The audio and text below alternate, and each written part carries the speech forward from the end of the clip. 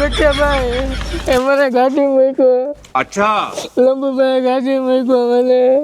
ઓ લંબુભાઈ મને ઓળખે છે? ગઠિયા ગંગના મેમ્બરને કાઢ નાખો. હાલ લંબુભાઈ હાલો.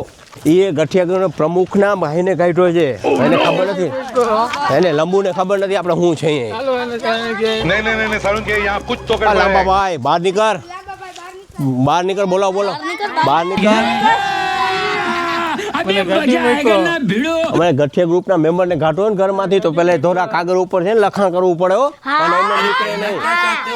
ઉભો રહેજો. અબે સાલે तू तो गया बेटे गजब टू भी वाला ગઠિયા તને ગાડી મૂક્યો તો તારો છોલા ઘરે મૂકી ગયા તો